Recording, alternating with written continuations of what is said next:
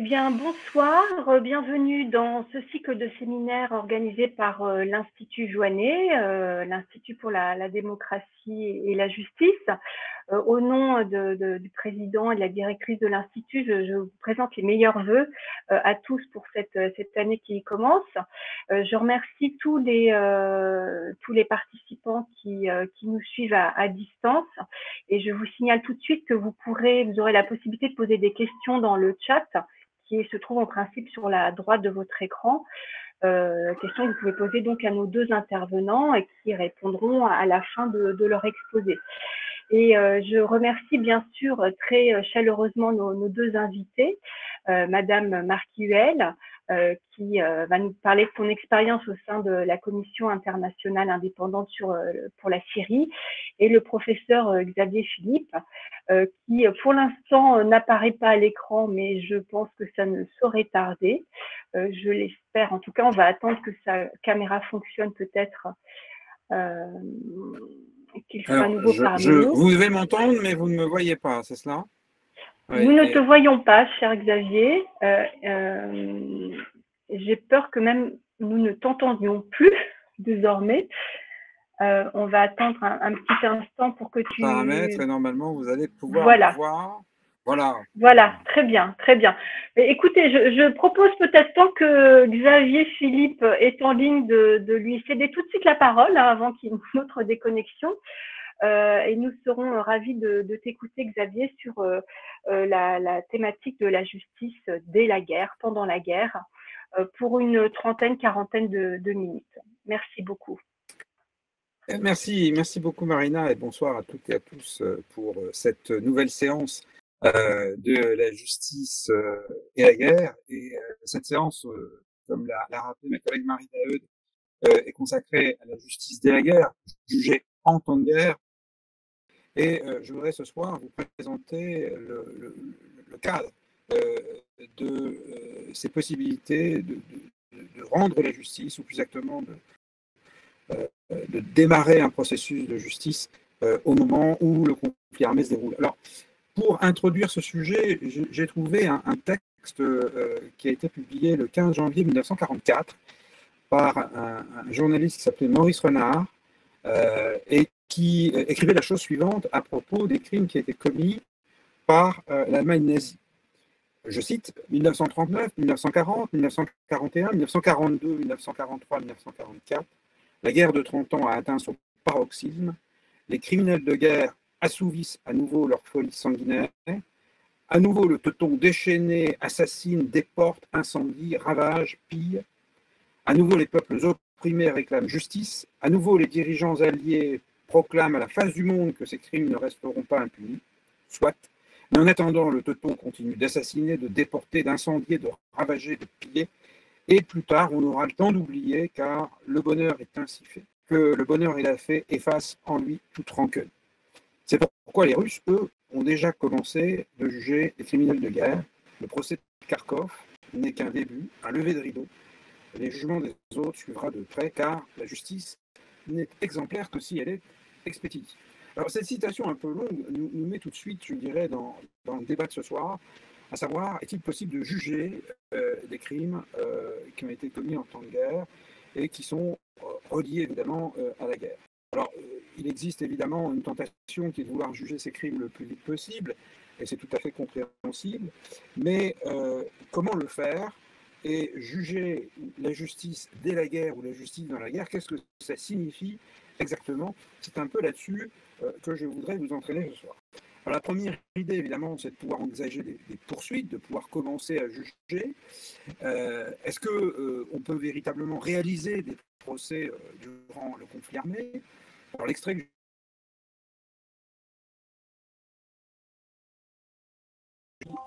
en Pologne, qui ont été menés en 1943 et 1944, qui étaient des procès largement relayés par la propagande soviétique, mais qui concernaient de véritables crimes de guerre. Et la question au fond de ce soir, c'est pas tellement celle de la justice, c'est la question du moment de la justice. Et il s'agit ici de savoir ce qui est recherché par la justice au moment où le conflit armé se déroule. Est-ce que l'on peut véritablement rendre la justice en temps de guerre? Alors, le principe est simple à comprendre, mais sa mise en œuvre est à mon avis beaucoup plus compliquée. Est-ce qu'il s'agit de vengeance? Est-ce qu'il s'agit de juger les criminels? Est-ce qu'il s'agit de médiatiser un processus judiciaire de façon à stigmatiser les adversaires? Est-ce que finalement, rendre la justice, ce n'est pas aussi une méthode de combat que l'on appelle le lawfare en anglais, où le droit serait devenu une arme contre la partie adverse? Alors, il y a au fond une forme quand même de contradiction qu'il faut expliquer, c'est que juger, normalement, suppose que cela se fasse dans un contexte apaisé, et en temps de guerre, au contraire, implique l'existence d'un conflit violent. Et la question du mot juger dans un conflit armé est de savoir aussi si, quand on parle de justice, d'ailleurs le thème de ce soir, c'est la justice de la guerre, c'est pas le jugement en tant que tel, cette notion de justice n'est pas un peu plus large. Est-ce qu'il s'agit de juger uniquement dans un contexte judiciaire et pénal et de juger les crimes internationaux? C'est évidemment les crimes qui sont liés au conflit armé dont il est question ici. Ou est-ce qu'on inclut aussi toutes les formes de sanctions, de punitions, notamment les sanctions disciplinaires qui doivent être prises dans le conflit armé par les forces de défense desquelles les auteurs de ces crimes relèvent.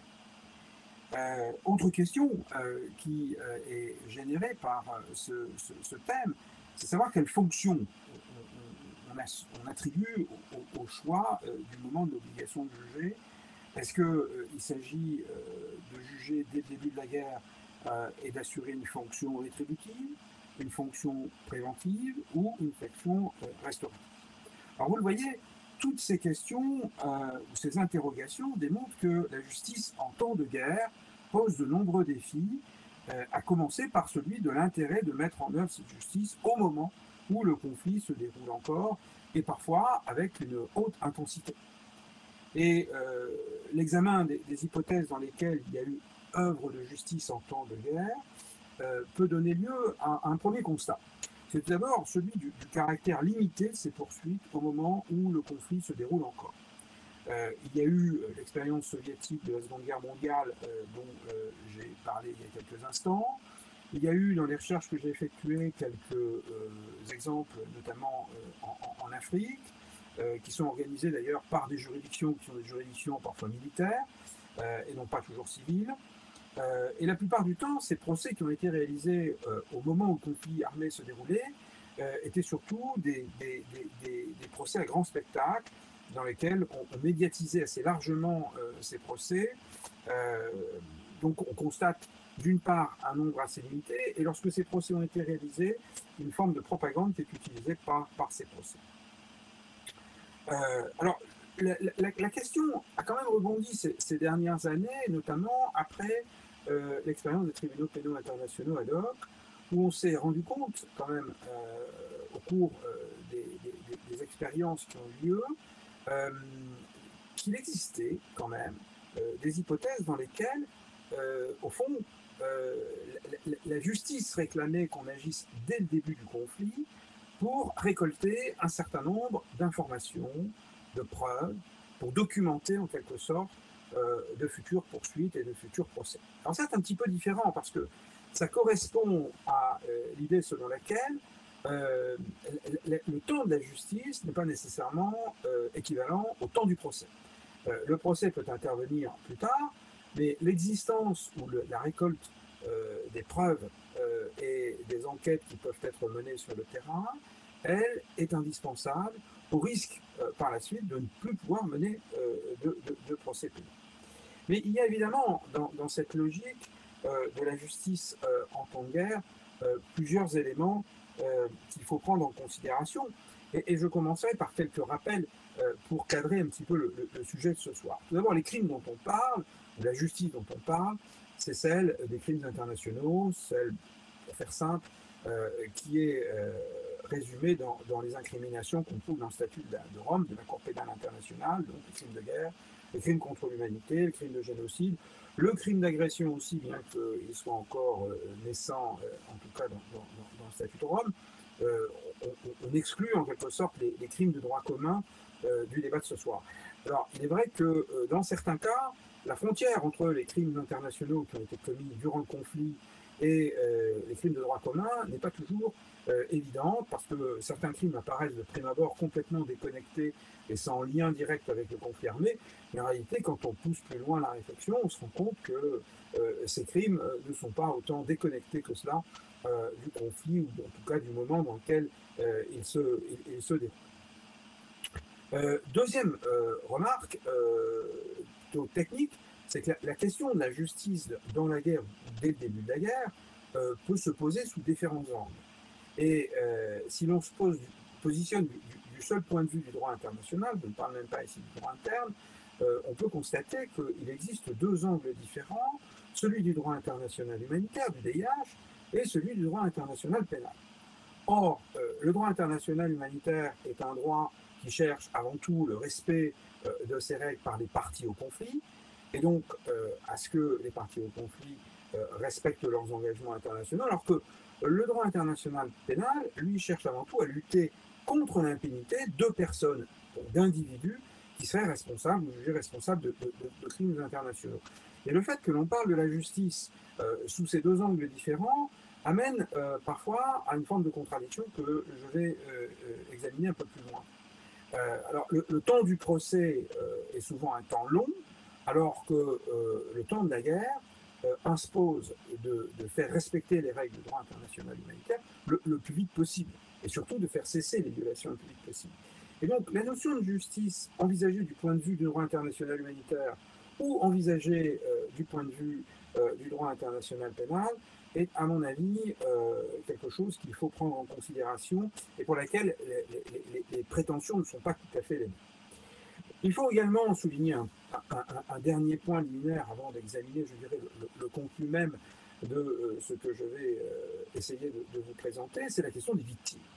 Au fond, on rend la justice pour rendre justice aux victimes, et pourtant la question des victimes se pose, à mon avis, en termes plus larges que ceux de la justice pénale internationale, ou même du seul respect du droit international humanitaire. La question des réparations, la question de la reconstruction du dialogue, alors même que ce dialogue paraît impossible durant le conflit armé, mais également des conséquences juridiques pour les individus qui sont victimes des violations de leurs droits fondamentaux, se pose, à mon avis, dès le début du conflit armé, et l'oublier serait, à mon avis, avoir une vision assez étriquée de la justice. Alors tout cela vous démontre que sur une question relativement simple, le fait de creuser en quelque sorte sur le contenu de cette question amène à des problèmes qui sont de plus en plus complexes. Alors je voudrais examiner avec vous deux questions ce soir. Tout d'abord le cadre juridique de l'obligation de poursuivre et de réprimer les crimes internationaux ou les violations graves du droit international humanitaire dès le début du conflit. Il s'agit en quelque sorte de brosser un tableau général de ce qui existe déjà. Et puis ensuite, dans un deuxième point, j'envisagerai des défis qui sont posés par le fait de porter cette justice beaucoup plus loin et d'essayer de penser cette forme de justice pendant le conflit pour évidemment la poursuivre après le conflit. Alors le premier point, le cadre juridique de l'obligation de poursuivre et de réprimer les crimes internationaux, les violations graves du droit international humanitaire dès le début du conflit, on peut commencer ici par un constat, c'est qu'il n'y a pas, à ce jour, de règles juridiques qui fixent un régime juridique particulier ou un régime particulier en fonction du moment de la poursuite ou de l'action à l'encontre des crimes internationaux ou des violations graves du droit international humanitaire. C'est-à-dire qu'il existe une obligation de poursuivre et une obligation internationale, obligation qui est d'ailleurs souvent reprise en droit interne, mais rien n'est dit sur le moment de la justice, et le moment de la justice peut se faire, je dirais, de façon extrêmement large, à peu près à n'importe quel moment. Et donc la conséquence directe à tirer de ce constat, c'est tout simplement que la justice peut commencer dès qu'il y a le constat d'une violation d'une obligation internationale. Et ce constat qui consiste à considérer que les textes ne fixent pas de délai d'action permet donc de considérer que dès que l'infraction est commise, dès que le crime est commis, il peut être poursuivi. Si on veut comparer, si vous voulez, ce qui se passe en droit pénal interne, un crime ou un délit qui est pris en situation de flagrant délit peut faire l'objet d'une comparution immédiate. Donc la logique, si vous voulez, du droit pénal et du droit international humanitaire, en tout cas, n'empêche pas que le moment soit indifférent et que la justice commence à s'exercer durant le conflit il s'agit d'une obligation. Il s'agit d'une obligation tant du point de vue du droit international pénal que du droit international humanitaire. Ce n'est pas une faculté, il faut poursuivre. Les États se sont engagés en ce sens. Et comme je le disais tout à l'heure, il y a dans les textes de droit interne, notamment les codes pénaux, un certain nombre de dispositions qui, normalement, doivent conduire les juges nationaux à poursuivre également. Donc rien n'empêche, sur le plan juridique, des poursuites immédiates. Le choix du moment est laissé à l'appréciation des autorités, tant nationales qu'internationales. Et donc, on est là face à quelque chose qui doit être clairement entendu. La question du moment de la justice n'est pas réglée par le droit l'autorise. En tout cas, ne fixe pas de règles, je dirais, qui prohibent la menée ou l'organisation de procès. Alors cependant, il y a, à mon avis, 3 points dans le cadre juridique dont il faut tenir compte et qui vont en quelque sorte tracer les limites, les frontières de ce que on examine ce soir, à savoir la justice dès le début du conflit. Alors, le premier point sur lequel je voudrais insister, c'est la logique différente qui existe entre le droit international humanitaire et le droit international pénal. J'ai mentionné cette question en introduction et je crois qu'elle est importante parce que, de mon point de vue, la logique du droit international humanitaire n'est pas tout à fait la même que celle que l'on va retrouver dans le droit international pénal. La logique du droit international humanitaire, elle est fondée finalement sur les 2 piliers de ce que constitue ce droit, le droit de Genève et le droit de la Haye. D'une part, la protection des personnes qui ne participent pas ou ne participent plus au conflit, et d'autre part, le droit des moyens et méthodes de combat. Et le but du droit international humanitaire, c'est évidemment de prévenir la commission de ce qu'on appelle les violations graves du droit international humanitaire, traduit en termes pénaux par les crimes de guerre. Mais ce qu'il faut garder à l'esprit, c'est que le droit international humanitaire, c'est un droit de prévention, dont le but premier est d'éviter que ne se produisent ou se reproduisent des violations graves du droit international humanitaire. C'est une branche du droit qui prévoit aussi l'obligation de poursuivre, c'est-à-dire de recueillir les preuves et poursuivre les crimes de guerre. Mais au fond, quand on regarde les conventions de Genève ou même l'ensemble des textes, qu'ils soient conventionnels ou coutumiers, des règles coutumières du droit international humanitaire, rien n'est dit sur le moment de ces poursuites. Et ce qu'il faut ici considérer, c'est la logique souvent pragmatique du droit international humanitaire qui vise à éviter que les violations graves qui peuvent avoir été commises ne se reproduisent au cours du conflit. Et l'on sait que par un effet d'embrasement, souvent lorsque ces violations graves sont commises par une des parties au conflit, l'autre partie au conflit se considère comme autorisée à les faire également. Et donc le droit international humanitaire, lorsqu'on analyse ces dispositions, impose aux forces de défense, notamment dans le droit des moyens et méthodes de combat, non seulement de respecter les règles du droit international et militaire, mais également de faire cesser et de réprimer les atteintes au droit international humanitaire, y compris celles relatives aux atteintes aux personnes. Et donc, logiquement, le droit international humanitaire demande, notamment aux responsables des forces de défense, aux supérieurs hiérarchiques, de prévenir que de telles atteintes soient commises et surtout de les sanctionner immédiatement en punissant les auteurs de ces violations s'ils constatent que ces violations graves ont été commises. Alors, c'est une responsabilité qui est davantage disciplinaire que pénale, elle n'est d'ailleurs pas exclusive de la responsabilité pénale.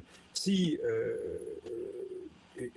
un représentant des forces de défense, un combattant, une personne qui participe directement aux hostilités, a commis une violation grave du droit international humanitaire, ce que va requérir le droit international humanitaire, c'est avant tout qu'il y ait une sanction disciplinaire, que cette personne soit sortie en quelque sorte des combats et qu'elle soit sanctionnée dans le cadre disciplinaire. Alors évidemment, l'intérêt qu'y voit le droit international humanitaire, c'est la non-reproduction des violences et des violations si ces dispositions sont appliquées, puisque les auteurs sont mis hors d'état de continuer à perpétrer de telles violations, et les autres combattants sont évidemment rappelés à l'ordre sur le respect des règles du droit international humanitaire. Alors, cette logique du droit international humanitaire, elle a un intérêt, c'est qu'elle permet en quelque sorte de comprendre que, au fond, le droit international humanitaire, c'est un droit de prévention, un droit qui va, en quelque sorte, permettre d'arrêter la commission de violations graves du droit international humanitaire. Et donc, espérer que ces violations graves ne se poursuivent pas. D'un autre côté, on trouve la logique du droit international pénal qui est un peu différente, puisque le droit international pénal se focalise sur la poursuite, sur l'identification et la punition des responsables de crimes internationaux. La logique est un peu différente à partir du moment où le procès ne représente pas juridiquement la même importance dans le droit international pénal et dans le droit international humanitaire. Le but du droit international pénal, c'est évidemment de mener des procès à terme.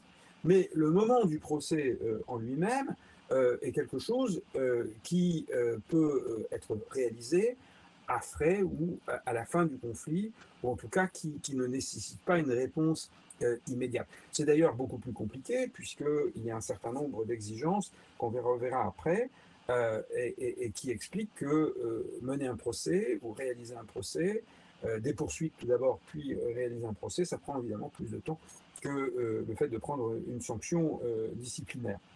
Alors, il est évident que cette logique du droit international pénal, qui est un petit peu différente de celle du droit international humanitaire, amène les deux branches du droit à être complémentaires, mais à ne pas viser exactement le même objectif. Alors, le problème d'ailleurs que rencontre le droit international pénal, c'est que lui, le droit international pénal est mis en œuvre à l'égard d'actes précis, à l'égard également de personnes qui engagent leurs responsabilités individuelles, et donc on se trouve devant des situations qui peuvent techniquement être beaucoup plus compliquées que celles que le droit international humanitaire vise à protéger lorsqu'il essaye de prévenir la répétition de violations graves du droit international humanitaire. Et pour qu'une poursuite pénale soit menée et qu'elle ait des chances de succès, bien évidemment, il faut que la justice pénale internationale s'appuie sur des preuves solides, qu'elle respecte les règles de procédure. Il y a donc là, au fond, un processus d'ensemble de la justice qui ne se limite pas au seul procès. Et de ce point de vue, l'enseignement que l'on peut tirer des poursuites pénales internationales et nationales d'ailleurs antérieures, c'est que la disparition des preuves peut être rapide et que en l'absence de preuves, les procès peuvent être difficiles à mener. Et c'est pour cela, au fond, aujourd'hui, que quand on parle de la justice dès la guerre, il y a effectivement une initiation du processus juridictionnel qui doit être fait et qui doit permettre de sauvegarder un certain nombre d'éléments que les enquêtes peuvent révéler, ou de preuves, mais que le procès soit mené, je dirais, à son terme pendant le conflit armé, n'est peut-être pas, je dirais, la chose qui est recherchée de façon prioritaire par le droit international pénal.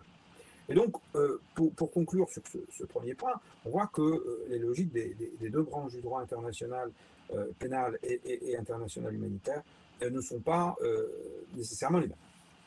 Alors, une deuxième question juridique que je voudrais examiner, c'est la question des juridictions nationales et des juridictions internationales. Qui rend cette justice dès la guerre? Et là, on est dans, je crois, un deuxième élément de réflexion qui porte toujours sur le cadre juridique, mais qui est lié au temps de la justice pénale. Est-ce que le temps de la justice pénale nationale et le temps de la justice pénale internationale est le même? Alors là, il y a peut-être une réflexion à lancer, parce que logiquement, dans le respect du principe de complémentarité, la justice pénale nationale devrait pouvoir engager prioritairement des poursuites, et si évidemment elle est en mesure de le faire, ce qui évidemment dépend du contexte, de mener à bien des procès. Alors, la justice pénale internationale, elle, est extérieure au conflit, se trouve plutôt dans une position d'offre de service à l'égard de l'État dans lesquels des violations graves du droit international humanitaire ou des crimes internationaux ont été commis. Et donc, d'un point de vue strictement pénal, il faut évidemment que l'État dans lequel se déroule cette justice pendant le conflit armé soit d'accord avec la possibilité pour ces tribunaux d'abord et pour la justice pénale internationale d'exercer sa compétence. Alors, la règle veut évidemment que ce soit les tribunaux nationaux qui jugent en priorité, mais il est évident qu'il faut pour cela que les moyens qui sont mis à la disposition de l'État qui veut poursuivre soient suffisants pour que des procès en bonne et due forme, respectant les règles du procès équitable, puissent être exercés.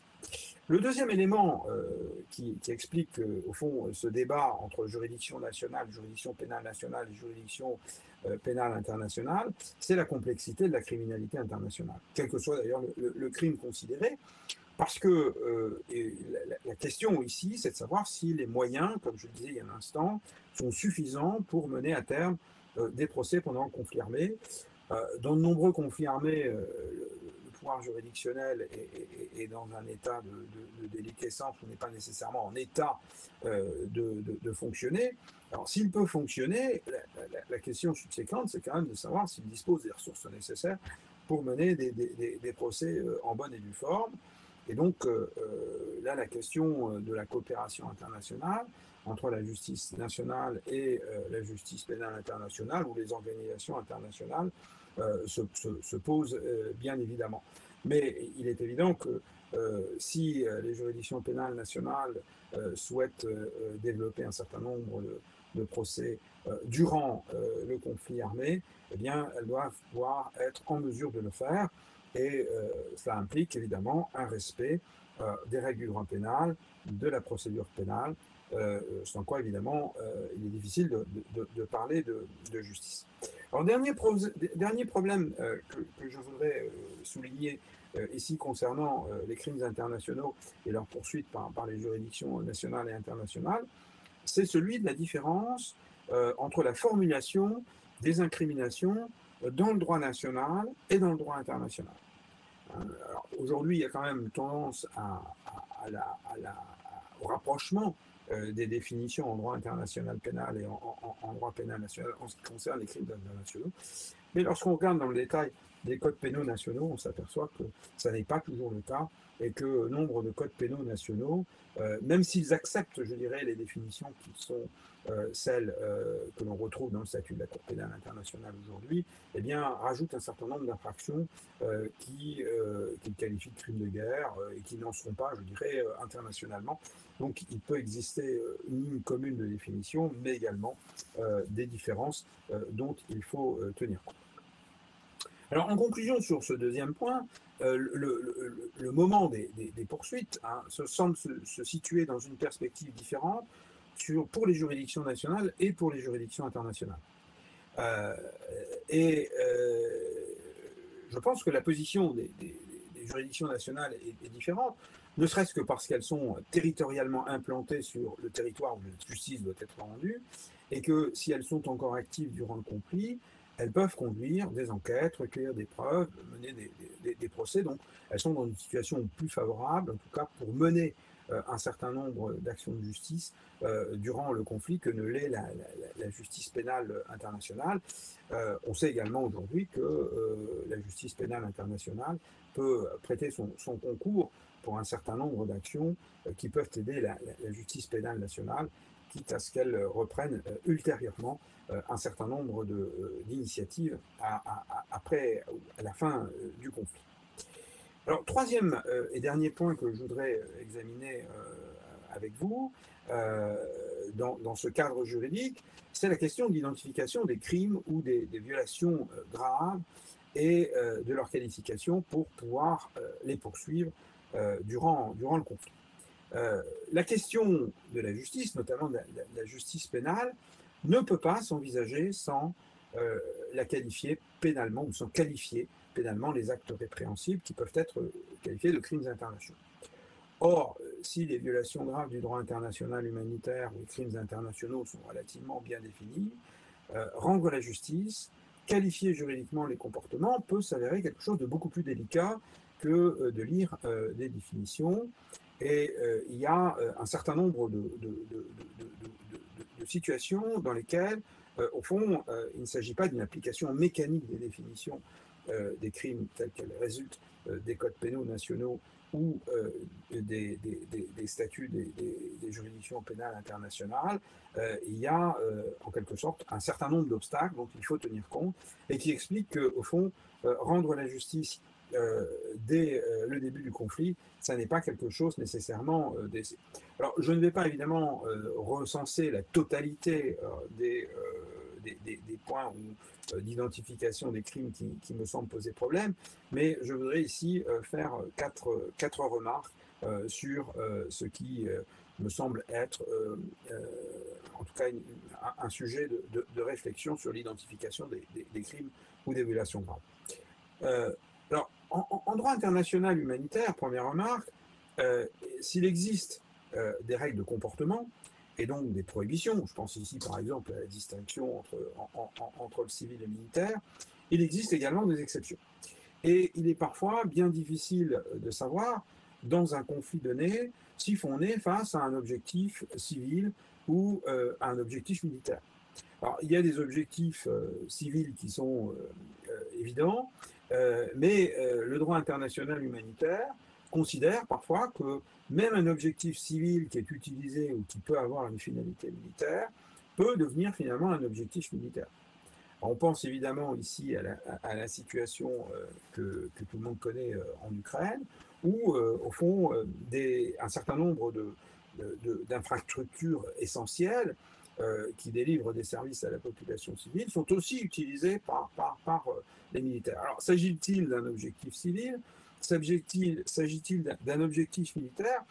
C'est quelque chose qui est débattu, y compris en droit international humanitaire. Je me garderai bien de me prononcer sur la nature, mais ce qu'il faut comprendre ici, c'est que même ces branches du droit, ou une branche du droit comme le droit international humanitaire, exclut toute forme de manichéisme et explique aussi que rendre la justice, oui, mais il faut le faire en respectant évidemment les règles telles qu'elles existent. Et donc, le manichéisme est rarement de mise en la matière, et il faut qu'il puisse évidemment y avoir matière à poursuite. Deuxième remarque, le droit international humanitaire exige évidemment un respect total de ces principes, quelle que soit la partie concernée. Donc, il ne s'agit pas de sélectionner les violations que l'on va dénoncer ou poursuivre, mais de respecter et au besoin de poursuivre toutes les violations qui ont été commises, y compris celles qui ont été commises par ses propres forces de défense. Hein, vous le savez, le principe de réciprocité n'est pas opposable en droit international humanitaire. Troisième remarque, la criminalité internationale est une criminalité qui est complexe, qui fait souvent appel à plusieurs auteurs, qui implique une forme de coaction dans la réalisation des crimes, et elle impose de remonter la chaîne de personnes qui ont concouru à la réalisation des infractions criminelles et de pouvoir déterminer la part de responsabilité de chacun. Et ça n'est pas quelque chose de facile. Établir cette part de responsabilité, quelque chose qui est complexe et qui peut nécessiter du temps, Ce qui explique que quand on parle de justice dès la guerre et la possibilité d'organiser des procès, eh bien, ça n'est peut-être pas aussi simple que ça en a l'air. Enfin, dernier point, je me limiterai à cela.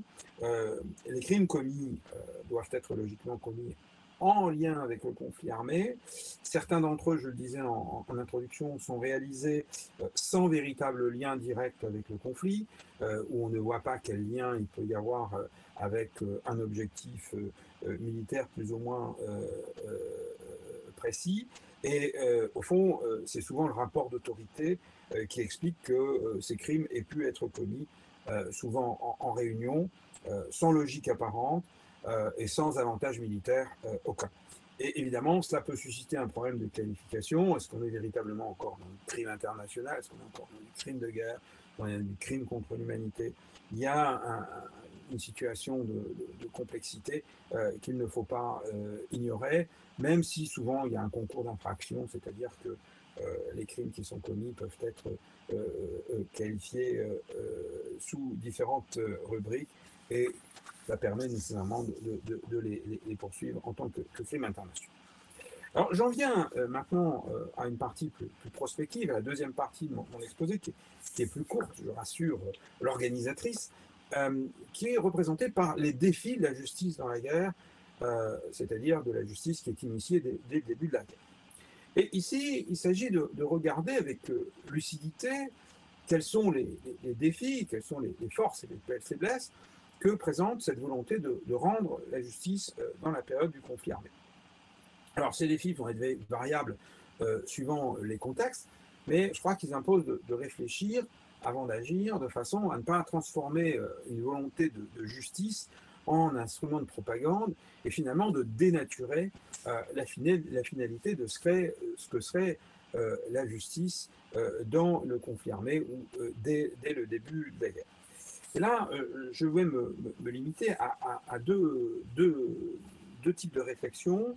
Une première sur le risque d'instrumentalisation d'une justice nationale trop rapide qui méconnaîtrait les règles du procès équitable. Et puis d'autre part, la question de la nécessité de documenter les violations et de collecter des preuves en matière, en vue de la poursuite ultérieure des crimes commis. Alors, le risque d'instrumentalisation, tout d'abord, d'une justice nationale qui serait trop rapide et qui méconnaîtrait les règles du procès équitable, ce ne sont pas des risques fictifs. Hein. La logique des procès menés durant le conflit armé peut s'appuyer sur la nécessité de punir rapidement les auteurs de crimes internationaux qui auraient admis leur responsabilité pénale ou non celle-ci serait démontrée sans aucun doute possible. Mais cet objectif, si louable soit-il, ne peut pas devenir un prétexte à mener des procès dont l'instrumentalisation ou la théâtralisation serait la justification première.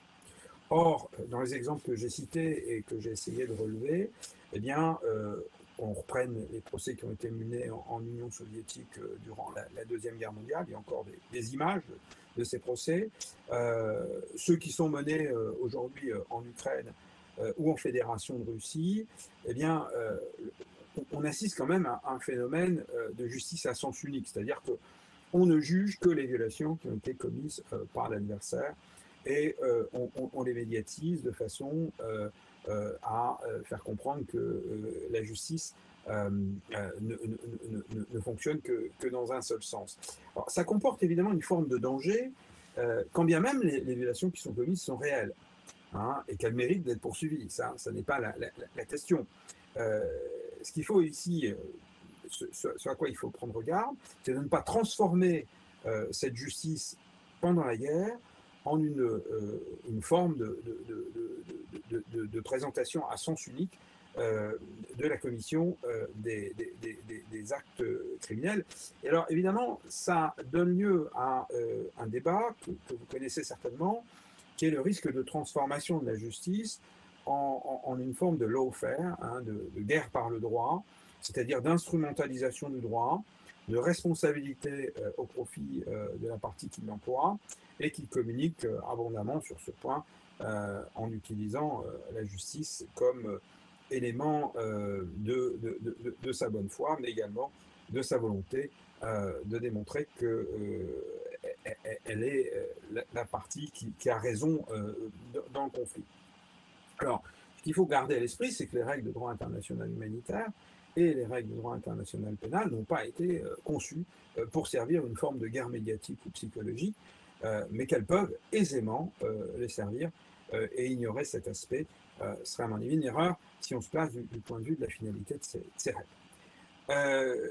La question se pose également dès lors que la finalité d'une justice dans la guerre par les juridictions nationales, c'est évidemment d'organiser des procès, mais des procès qui respectent les garanties judiciaires, et notamment le droit au procès équitable.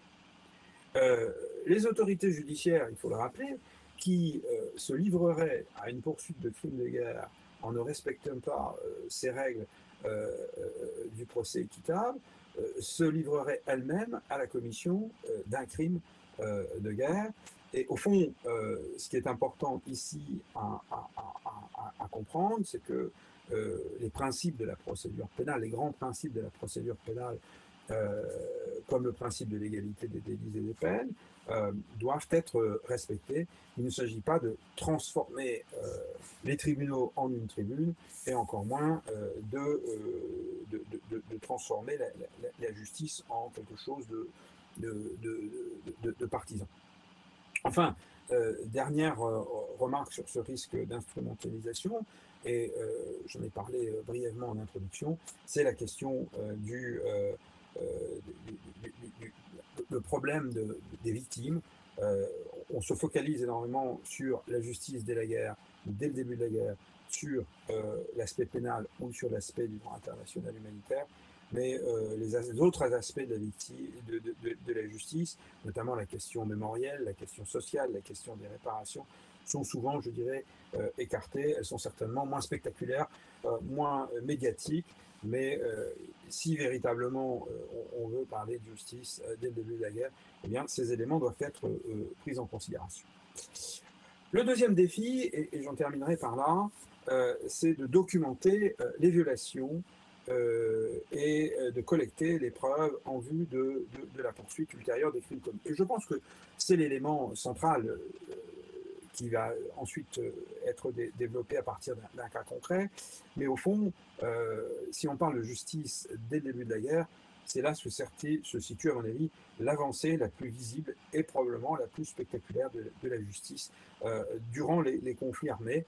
Il y a une véritable prise de conscience de la nécessité de recueillir des preuves et de documenter des violations alléguées.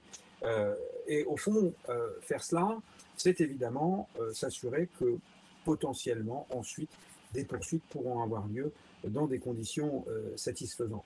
Alors, on constate tout d'abord, et ça c'est important à cet égard, une prise de conscience qui résulte notamment des textes eux-mêmes. Parce que cette obligation de documenter, cette obligation d'enquêter est quelque chose que l'on trouve dans les textes, et notamment dans les textes du droit international humanitaire. Il y a 3 ans, je crois, le CICR et l'Académie de droit international humanitaire à Genève ont publié de façon conjointe un document à destination des enquêteurs dans les États parties sur les bonnes pratiques en la matière. C'est un document d'ailleurs que vous pouvez vous procurer en ligne et qui explique en quelque sorte ce qu'il faut faire lorsque on constate un certain nombre de violations. Alors c'est à destination des États et des organisations internationales. Il y a d'autres documents d'ailleurs qui ont suivi, mais il y a véritablement eu cette prise de conscience générale. Il y a eu également une prise de conscience qui a existé depuis les premières expériences des juridictions pénales internationales ad hoc, notamment le tribunal pénal international pour l'ex-Yougoslavie Saheli et le Rwanda, où on a vu toute la difficulté qu'il y avait à mener à bien certains procès, faute de preuves. L'expérience de la CPI a certainement renforcé cette prise de conscience. Et puis, on a aussi vu se mettre en place progressivement des mécanismes d'enquête, de collection des preuves, notamment dans le cadre de l'instauration d'une juridiction spécialisée, ça a été le cas en République centrafricaine, ou encore en vue de récolter des informations sur les allégations de crimes commis notamment en Syrie, mais on va nous en parler dans quelques instants. Alors, le cas ukrainien, parce que évidemment tout le monde l'a en tête, est également emblématique, puisque dans le conflit russo-ukrainien, quelques jours après le début du conflit, le procureur de la CPI, Karim Khan, a dit qu'il allait ouvrir une enquête et qu'il allait documenter les crimes de guerre. Et le 5 mars 2022, le Conseil des droits de l'homme des Nations Unies décidait d'établir en urgence une commission d'enquête internationale indépendante suite à l'agression de la Russie contre l'Ukraine. Alors, ça démontre qu'au fond, la communauté internationale aujourd'hui a pris en compte ce besoin qu'il y avait de faire de la justice, ou de commencer en tout cas les processus de justice, avant même que le conflit ne soit terminé. C'est une intention qui est tout à fait louable. Il y a quand même un certain nombre de dangers, c'est-à-dire que ça exige une certaine rigueur, et surtout, ça doit recueillir l'assentiment de toutes les parties. Parce que enquêter et trouver des preuves, c'est bien, mais encore faut-il pouvoir aller sur place et s'en rendre compte. Et évidemment, dans des situations de conflit armé, il ne faut pas rêver, la situation est extrêmement délicate et il est hors de question qu'on aille mettre en jeu la vie des enquêteurs ou des personnes qui cherchent à recueillir des preuves sous prétexte qu'on veut mener à bien des procès ultérieurement. Donc il y a une véritable difficulté qui est une difficulté matérielle d'accès à l'information, et évidemment ça c'est un véritable défi, beaucoup plus que l'idée qui est assez largement admise, mais qui se heurte, je dirais, à une forme de réalité. Alors il peut y avoir évidemment des témoignages qui sont recueillis, mais aller sur le terrain est évidemment quelque chose d'essentiel pour pouvoir documenter ces témoignages. Et il est évident que là, il y a un défi que je tiens à souligner, qui peut faire évidemment l'objet d'un débat.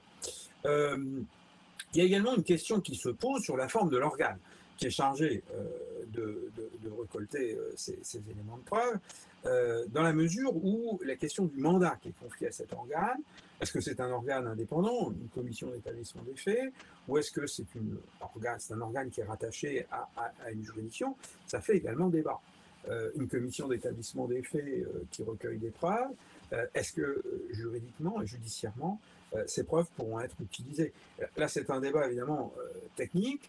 Est-ce que la Constitution ne fait que constater des faits, de rassembler des documents, de récolter ces preuves, ou est-ce qu'elle opère aussi une opération de qualification juridique des faits? Il y a en fait un certain nombre de questions qui méritent vraiment réflexion, et il est, à mon avis, encore trop tôt pour répondre à toutes ces questions. C'est plutôt un élément au débat que j'ajoute et que je lance, plutôt qu'une réponse que je tiens à porter. Alors, en conclusion, vous l'aurez compris, je crois, il y a, une prise de conscience aujourd'hui générale sur l'idée selon laquelle la justice peut être mise en œuvre dès le début du conflit armé et pendant le conflit armé. Ça n'est peut-être pas la forme de justice à laquelle on pense prioritairement, c'est-à-dire au procès médiatique. Il s'agit plutôt en quelque sorte d'initier un processus qui va se développer par la suite et qui va probablement donner lieu à un certain nombre d'actes, d'actions. Il est certain que si on parle de justice au sens large, l'idée de non-répétition, l'idée de protection des populations civiles, l'idée d'arrêt des violations graves, qui est celle, la logique du droit international humanitaire doit primer, c'est une forme de justice, selon moi. La justice pénale, elle, peut prendre un peu plus de temps, mais il est certain que en permettant de recueillir les preuves et les éléments d'enquête qui permettront d'étayer ensuite la poursuite, même si celle-ci doit se dérouler après le conflit, eh bien là il pourra y avoir évidemment un certain nombre d'éléments positifs à cette initiation de la justice pendant le conflit ou dès le début du conflit. Je vous remercie. Merci beaucoup, monsieur le professeur. Merci, cher Xavier, pour cet exposé qui était particulièrement riche et qui, je trouve, a effectivement très bien montré la diversité des défis, la diversité des questions. Je rappelle aux personnes qui nous suivent que vous pouvez poser des questions à travers le chat et ces questions seront posées aux intervenants qui répondront tout à l'heure. Moi, j'avais peut-être tout de suite une première question ou observation pour faire aussi le lien avec l'exposé qui va suivre sur un élément que tu n'as abordé que, enfin, j'attends pas de réponse tout de suite, hein, mais c'est pour déjà un peu faire le lien. Moi, je suis assez étonnée quand même par la très forte pression de l'opinion publique autour de la guerre en Ukraine et de la nécessité de réagir rapidement, judiciairement aux crimes commis dans ce contexte-là. Je trouve que le contraste avec le cas syrien dont on va entendre parler maintenant est assez fort. Je n'ai pas souvenir en 2011 d'une aussi forte mobilisation de la communauté internationale, des membres de la Cour pénale internationale, des autorités politiques. Là, vous avez vu aussi que les hommes politiques et certains universitaires ont demandé immédiatement la mise en place d'un nouveau tribunal international pour juger en particulier le crime d'agression.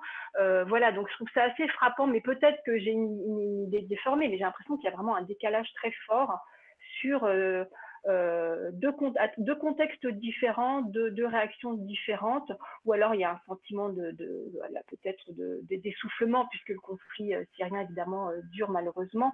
Mais voilà, peut-être aussi cet élément de l'opinion publique dans les facteurs peut-être à prendre en compte dans cette appréciation du recours à la justice pendant le conflit armé. Mais voilà, c'était juste une réaction rapide. Et puis maintenant, j'ai vraiment hâte, nous avons tout ça, de vous entendre, Madame Marc-Huel, sur votre expérience au sein du mécanisme international indépendant et impartial sur la Syrie, justement, sans doute retracer un petit peu le contexte dans lequel cette institution au travail absolument remarquable a été mis en place. Donc, nous vous écoutons pour une petite quarantaine de minutes. Merci beaucoup. Merci beaucoup, Marina. Et bonsoir à tous et bonne année à tous. Eh bien, peut-être je peux commencer mon intervention en rebondissant sur ce que vous disiez à l'instant. Dans le cas de la situation syrienne, en réalité, la communauté internationale réagit dans un premier temps assez vite, puisque avant même le début du conflit, après le début de la répression des manifestations de mars 2011, assez vite, le Conseil des droits de l'homme des Nations Unies crée une commission d'enquête.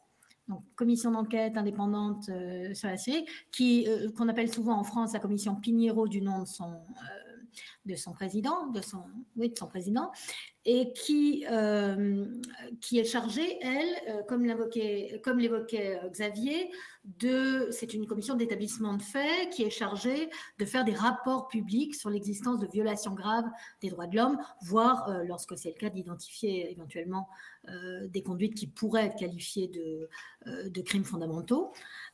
Et donc la commission qui est créée à l'époque, en 2011, existe toujours et a déposé de nombreux rapports publics sur différents aspects des exactions commises en Syrie et des crimes internationaux qu'elle considère évidemment utilisant un standard de preuve moins élevé que celui d'un tribunal pénal, mais qu'elle considère étant établi sur la base des faits qu'elle a documentés, qu'elle a recueillis.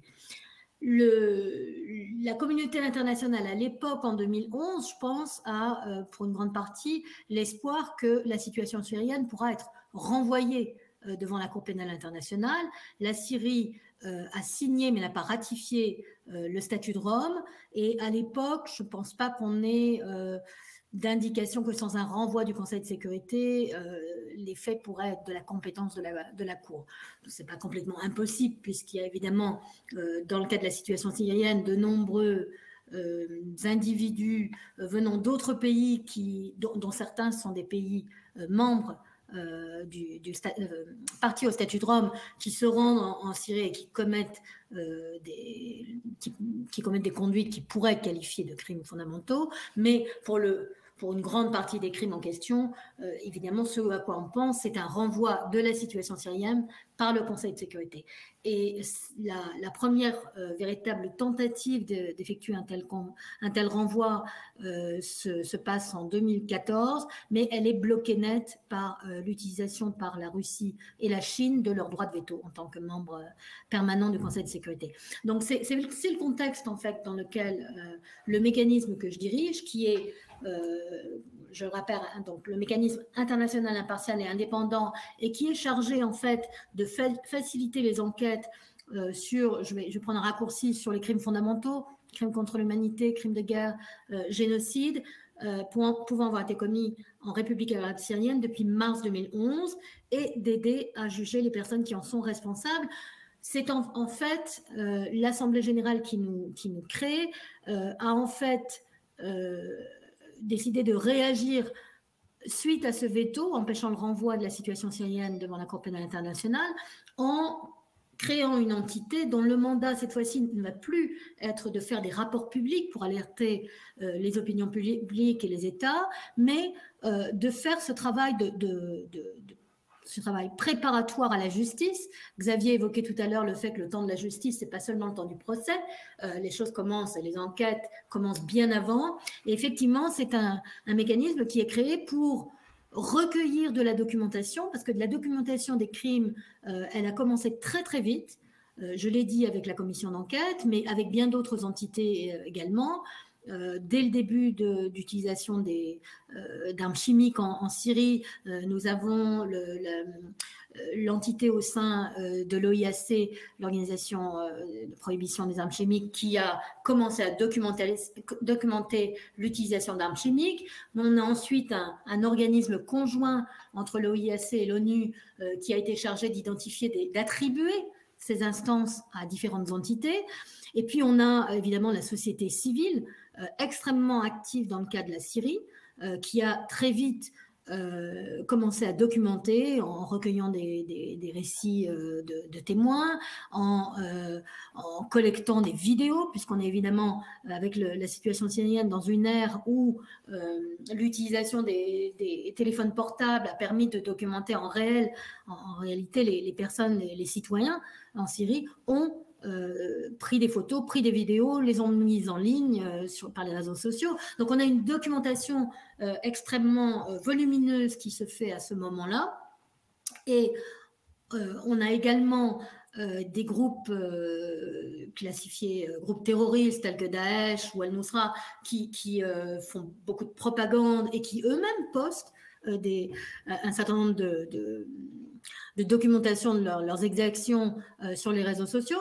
Et quand on crée le mécanisme, le premier aspect du mandat qui nous est créé, qui nous est donné, c'est vraiment de recueillir, regrouper, préserver cette documentation, commencer à l'analyser et avec ce travail d'analyse, identifier les vides en termes d'éléments potentiels de preuve, utiliser les ressources d'enquête dont nous disposons, qui ont un certain nombre de limites, je vais y venir, pour essayer de combler ces vides, et puis préparer des dossiers, c'est ce que dit la résolution, pour aider à la poursuite.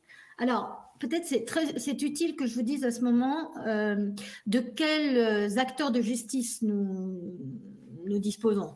Au moment où nous sommes créés, il y a une poignée, on va dire, de juridictions nationales non syriennes, hein, principalement en Europe, mais aussi en Amérique du Nord, qui ont entamé un certain nombre d'enquêtes sur des crimes commis en Syrie, utilisant soit, dans un certain nombre de cas, ce qu'on appelle la compétence universelle, ou très souvent plutôt une forme étendue de compétence extraterritoriale, à savoir que dans un certain nombre de cas, on a présent sur un certain nombre de territoires des réfugiés qui sont, enfin, des personnes qui ont fui la situation syrienne, dont certains sont de véritables réfugiés, d'autres sont parfois des personnes qui ont elles-mêmes commis des exactions et des crimes et qui ont réussi à soit ont défecté des entités auxquelles elles participaient et qui sont arrivées sur le territoire d'un certain nombre d'États.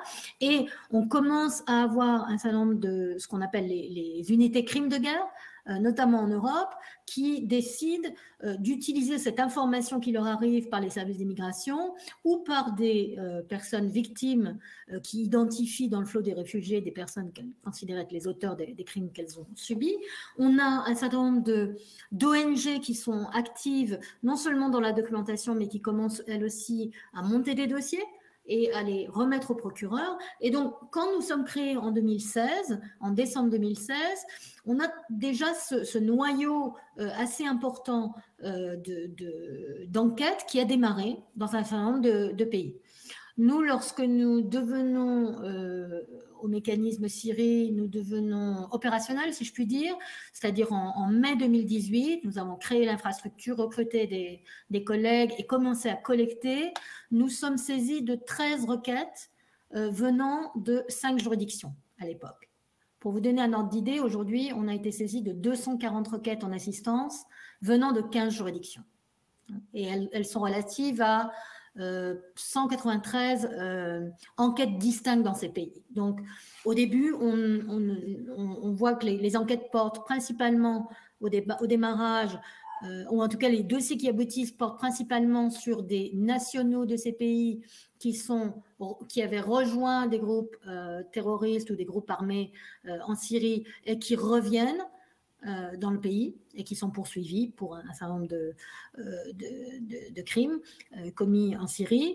Et puis, on a des enquêtes de plus longue haleine qui démarrent, notamment en Allemagne, en France, en Suède, aux Pays-Bas, concernant des faits, cette fois-ci, imputables au régime syrien. Et une fois encore, je dirais, sur la base des déclarations qui sont effectuées par des personnes qui arrivent dans le pays. Alors, notre mandat, nous l'avons, il a fallu que nous réfléchissions à un moyen, quelque part, d'avancer en parallèle sur 2 fronts. Le premier front, c'est comment aider ces enquêtes en cours, dont, d'après les chiffres que je vous ai donnés, on voit qu'elles ont augmenté. Elles couvrent maintenant l'intégralité la quasi-intégralité je cherche le nom en français, enfin l'équivalent des départements en Syrie, si vous voulez, ou des régions plutôt, et couvre une assez grande partie des groupes d'auteurs potentiels, des entités potentielles impliquées dans les crimes, mais très nettement ne couvre pas la totalité des crimes, ni même l'intégralité des communautés de victimes et de survivants qu'on a pu identifier en Syrie. On couvre seulement une partie, mais on a une diversification de ce sur quoi portent les enquêtes. Et on a les 3 grandes catégories de crimes dont on a parlé tout à l'heure, dont Xavier a parlé: crimes de guerre, crimes contre l'humanité, génocide pour ce qui est d'un certain nombre d'actes commis par des membres de Daesh. Donc ça, le premier défi, c'était comment, alors qu'on n'a pas accès à la Syrie, donc on va à la fois essayer de recueillir ce matériel qui a déjà été collecté par d'autres, et puis on va, pour combler les vides, comme je disais tout à l'heure, utiliser notre possibilité d'envoyer des enquêteurs, non pas en Syrie, mais dans des pays limitrophes, dans des pays autres, où se trouvent des témoins potentiels, recueillir des témoignages, là aussi, recueillir des images satellites, recueillir et analyser ces vidéos dont on parlait, pour soutenir les enquêtes en cours. Ça, c'est le premier volet du mandat. Le deuxième volet du mandat, c'est comment essayer de construire les blocs analytiques qui vont permettre, le jour où la CPI pourrait être saisie de la situation syrienne, ou le jour où éventuellement un tribunal ad hoc, voire un tribunal régional, puisque c'est ce à quoi se réfère la résolution, serait créé et saisie de la situation syrienne, comment pouvons-nous avancer le travail analytique qui permettrait à une juridiction comme celle-là, eh bien de gagner du temps et de pouvoir s'appuyer sur le travail que nous avons fait. Alors, vous aviez évoqué tout à l'heure un point important qui est, mais est-ce que ce type de matériel, d'information, de documentation qu'on recueille dans le cadre avec un mandat comme le nôtre, est accepté par les juridictions. C'est difficile de dire ce que ferait la CPI ou un tribunal ad hoc s'il était créé. L'expérience que nous avons des juridictions nationales saisies actuellement, c'est que oui, ce matériel-là est pris en considération et introduit dans les dossiers. Je vais vous donner un exemple tout récent, deux exemples en fait. Une partie du matériel que nous avons recueilli a pu être introduit dans les dossiers dits de Koblenz. À Koblenz en Allemagne, il y a eu en 2021 et en 2022 des jugements importants qui étaient les premières condamnations d'anciens officiels syriens, première condamnation pour crimes contre l'humanité, notamment à raison des tortures et des meurtres commis en détention dans l'un des centres de détention.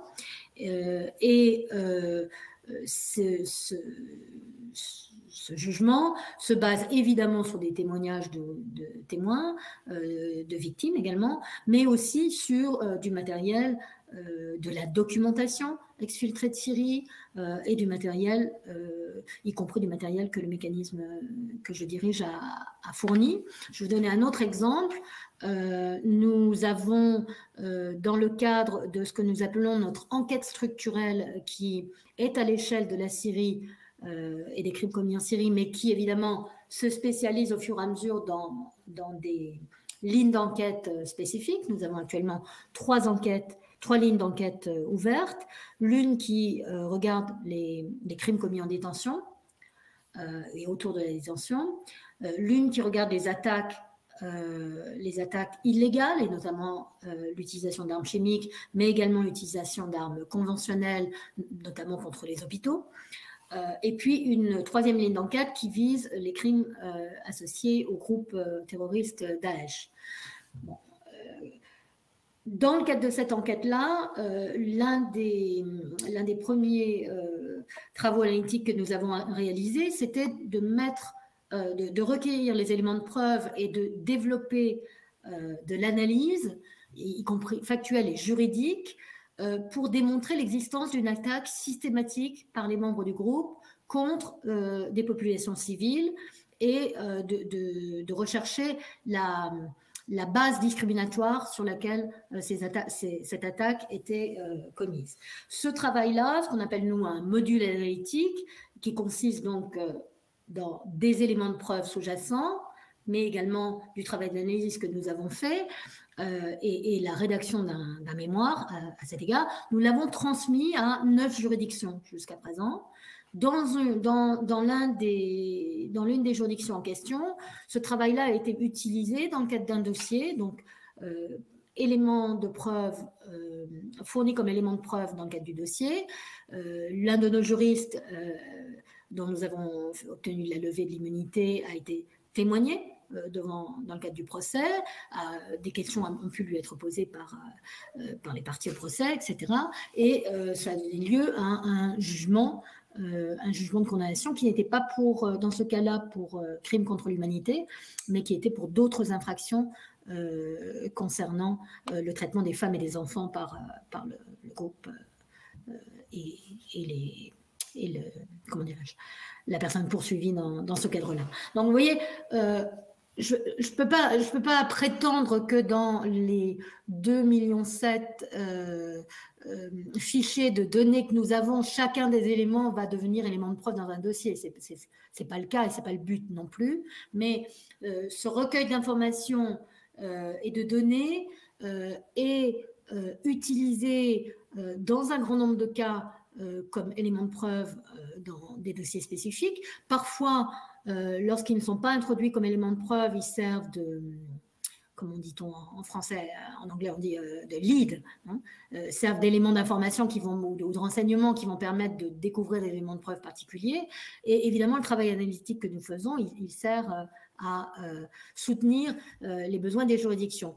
Au fur et à mesure que nous avons avancé nos travaux, nous avons pu évoluer aussi dans le type d'aide spécifique que nous apportons aux juridictions.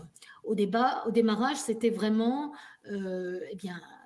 ce répertoire d'éléments d'information potentiellement dans lequel on peut potentiellement puiser pour trouver des éléments de preuve. Nous recevions une requête en assistance d'une juridiction, nous vérifions, nous désignons des termes de recherche, nous cherchons dans le répertoire central en utilisant la technologie que nous avons, puisque tout le matériel est digitalisé, et lorsque nous trouvons des éléments qui répondent à la demande, nous vérifions que nous avons l'autorisation de les partager. Si nous devons obtenir l'autorisation, nous allons vers les sources et dans le cas où c'est possible, nous partageons avec la juridiction. Ça, c'était vraiment le point de départ. Le deuxième élément que nous avons commencé à partager, c'est au fur et à mesure que notre travail analytique de plus longue haleine avançait, par exemple ce module sur l'existence d'une attaque systématique par les membres de Daesh, ou un autre module que nous avons fait dans les tout premiers débuts de nos travaux pour déterminer une date de démarrage d'un conflit armé non international en Syrie, un élément important quand on veut poursuivre une conduite sous l'angle crime de guerre, eh bien, ce travail-là, nous l'avons aussi très vite partagé avec des juridictions. Évidemment, il va servir au plus long terme, mais c'est un élément qui est détachable et ces modules-là, évidemment, ils sont utiles aux juridictions. Alors, comment est-ce qu'on sait ce qui serait utile aux juridictions? C'est pas seulement en lisant les requêtes qu'elles nous envoient, c'est aussi en échangeant avec elles. Et évidemment, il y a pour nous un outil indispensable, c'est le réseau génocide, comme on l'appelle, mais qui en fait est un réseau qui regroupe les praticiens des unités crimes de guerre et des entités comme la nôtre, qui se réunit 2 fois par an et au cours desquelles, dans des sessions closes, où nous participons à celles concernant la Syrie et aussi l'Irak, parce que il y a souvent certains aspects des crimes qui démarrent en Irak et qui se terminent en Syrie. Et au cours de ces discussions avec les membres du réseau génocide, nous sommes en mesure de comprendre plus avant le type de besoins qu'ils ont. Mais évidemment, nous avons dû aussi investir du temps dans des échanges bilatéraux avec les unités crimes de guerre. Nous allons les voir dans leurs locaux, ils viennent nous rencontrer à Genève dans nos locaux. Nos analystes, nos enquêteurs, nos juristes leur présentent l'état d'avancée de nos travaux sur les dossiers qui les intéressent et au fur et à mesure de ces échanges, nous identifions d'autres moyens de les aider. Et donc de plus en plus maintenant, nous avons recours à des auditions de personnes qui ne sont pas en mesure d'aller entendre et que nos enquêteurs peuvent aller entendre. Nous avons recours à du travail de géolocalisation de scènes de crime, ce qui, compte tenu de l'impossibilité d'aller en Syrie, est absolument indispensable dans un certain nombre de dossiers. Nous avons également développé du travail d'expertise et nous avons identifié des experts qui peuvent intervenir devant les juridictions. Nous procédons à de l'identification de témoins potentiels et les mettons en relation avec les juridictions. Nous identifions parfois, localisons parfois des auteurs potentiels sur sur le territoire des juridictions en question et nous passons l'information à ces juridictions. Enfin, vous voyez, le type de soutien s'est diversifié au fur et à mesure et je pense qu'on a... évidemment, on ne remplace pas les juridictions parce que nous n'avons pas le pouvoir de mettre en examen, de poursuivre et de juger, mais nous sommes devenus, je crois, c'est pas de la flagornerie de le dire, je pense qu'on est devenu pour la Syrie un des interlocuteurs indispensables auxquels les juridictions ont recours de plus en plus pour les aider dans leurs requêtes. Nous ne sommes pas le seul interlocuteur et souvent nous insistons pour que les juridictions qui travaillent avec nous se tournent aussi vers d'autres sources de soutien au sein des Nations Unies, la commission d'enquête elle-même, parfois même des ONG, parce que nous savons que nous n'avons pas tout dans notre répertoire central, même si notre but c'est vraiment d'y intégrer le plus de choses possibles, mais ce travail de coordination avec les juridictions et avec ces autres sources, c'est un travail indispensable. Alors, peut-être un aspect sur lequel je voudrais insister et qui n'est pas nécessairement évident. Moi, au départ, je suis magistrate française, j'ai exercé des années comme juge des enfants en France.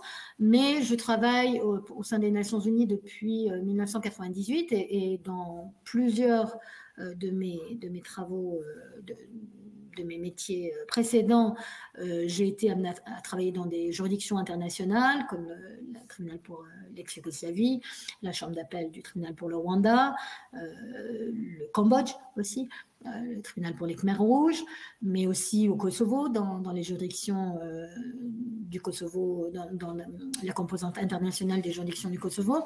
Et dans le cadre de ces travaux-là, je dois avouer que peut-être parce que je travaillais au sein des chambres, soit comme juge, soit comme juriste, je n'avais pas véritablement une interaction avec la société civile.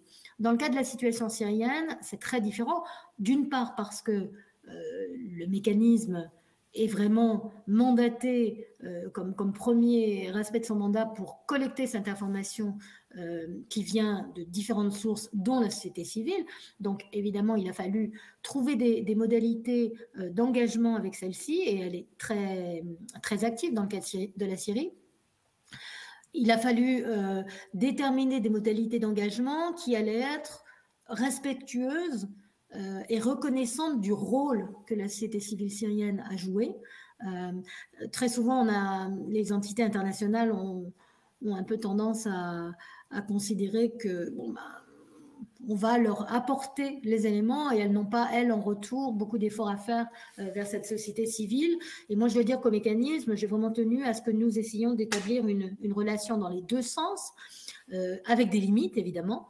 On ne peut pas tout partager de notre côté non plus. Et nous respectons le fait que certaines des ONG avec lesquelles nous travaillons ne peuvent pas non plus tout partager avec nous, mais essayer de créer cette confiance et cette complémentarité quelque part entre les rôles des uns et des autres. Et je dois dire que nous sommes allés assez loin dans ce concept-là. Nous avons maintenant une plateforme d'engagement régulier qu'on appelle la plateforme de Lausanne, qui nous amène à nous réunir une fois par an maintenant. Avant, c'était 2 fois, mais on a diversifié les modes d'engagement avec un certain nombre d'acteurs de la société civile et de plus en plus pour identifier les moyens dans lesquels ils peuvent soutenir l'effort de justice et nous identifions les éléments dont ils ont besoin venant de nous pour pouvoir le faire de manière correcte. Nous avons également développé un volet d'engagement avec des représentants de victimes et de survivants, parce qu'une fois encore, c'est bien beau de dire on rend la justice pour les victimes et on entend souvent le buzzword victime, approche centrée sur les victimes et les survivants, mais si on veut vraiment le faire, ça nécessite de prendre des dispositions particulières, d'évoquer avec elles le travail que l'on fait, certains détails de ce travail-là, les consulter sur certains aspects et revenir vers elles ensuite, vers eux, vers ces représentants. Nous avons également développé une forme d'engagement qui est plus sous l'angle atelier qui nous permettent pour certaines de nos lignes d'enquête en fait d'exposer à certaines des ONG qui travaillent avec nous des vides que nous avons dans la collection pour pouvoir avancer certains projets et de bénéficier de leur propre network, du travail qu'elles font elles-mêmes pour parfois combler ces vides-là. Et peut-être ce que je voudrais dire en dernier, c'est que c'était l'occasion, ce mécanisme, d'essayer de tirer un peu les leçons de la manière dont la justice pénale internationale, qu'elle soit rendue d'ailleurs par des institutions, des juridictions internationales ou par des juridictions nationales, agissant sur la base de la compétence universelle ou élargie, c'est que très souvent, on réalise que cette justice-là, quelque part, elle n'est pas très inclusive. Si vous regardez les chiffres, je crois que je ne sais plus si c'était 13 ou 17%. Je crois que c'est 13% seulement des personnes qui ont témoigné devant le tribunal pour l'ex-Yougoslavie sont des femmes. Ça vous donne une idée que la justice en question représente les vues, les expériences, l'impact de ces crimes d'une partie de la population, mais pas d'une grande partie de la population. Et dans le cas de la Syrie, nous avons réfléchi aux moyens, à quelle était la stratégie qui nous permettrait justement d'essayer de rectifier un peu le tir, non seulement en ayant plus de témoins ou de sources femmes, mais également en regardant la situation des enfants, qui elle aussi est très peu documentée dans les exemples de justice internationale que nous avons, en essayant de regarder le rôle, d'analyser le rôle que les questions de genre jouent dans le cadre de la situation syrienne, à la fois sans se focaliser uniquement sur les questions de crimes sexuels, mais également les autres aspects du genre qui peuvent être des éléments structurels qui en fait jouent un rôle dans le déclenchement de la violence et dans les formes que la violence prend dans le cadre de ce conflit-là. Et ce type d'approche-là, nous avons voulu que ce soit une approche assez, comment je peux dire, véritablement étendue au sein du mécanisme. Donc, nous avons créé des groupes de travail au sein du mécanisme qui englobent toutes les sections pour réfléchir à ces questions-là, pour faire des propositions concrètes. Nous avons l'année dernière, au mois d'octobre, publié une version publique de notre stratégie sur le genre qui, je pense, est assez innovante et qui ne restera pas lettre simplement sur une étagère, puisque nous l'avons déjà mise en œuvre depuis plus d'1 an et un certain nombre des produits analytiques que nous avons développés se focalisent là-dessus. Nous avons une stratégie concernant les enfants qui implique des consultations également et qui est en cours de développement, mais que, une fois encore, au cours de développement, nous commençons déjà à mettre en œuvre. Et je pense que ça, c'est des approches assez innovantes, que le fait de ne pas être une juridiction, quelque part, nous a permis peut-être de développer plus qu'un tribunal n'aurait pu le faire. Mais bien sûr, nous avons besoin des tribunaux. Et dans le cas de la Syrie, il est évident que nous n'avons pas suffisamment d'instances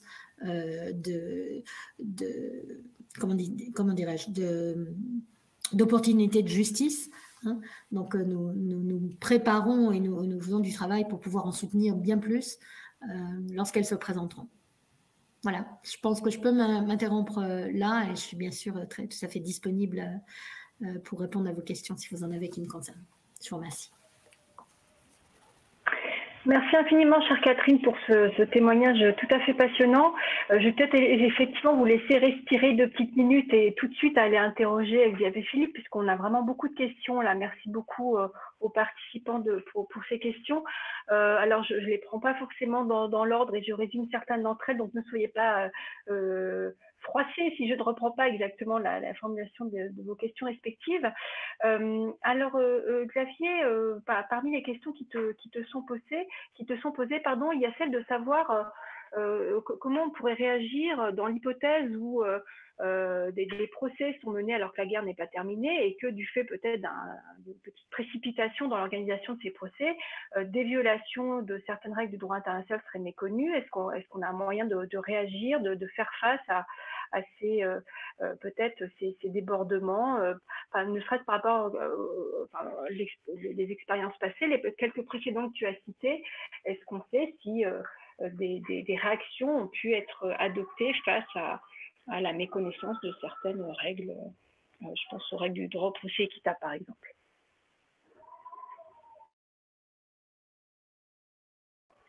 Ton micro, Xavier, s'il te plaît. Il y a deux questions là-dedans. La première, c'est évidemment de savoir si juridiquement, le fait de ne pas respecter les règles du procès équitable quand on juge des crimes internationaux, c'est quelque chose qui est répréhensible. Alors oui, parce que c'est presque même un crime de guerre en soi, puisque ça consiste à juger de façon non conventionnelle des crimes qui le sont même. C'est-à-dire qu'au fond, c'est un peu équivalent à un jugement qui serait rendu hors de la justice.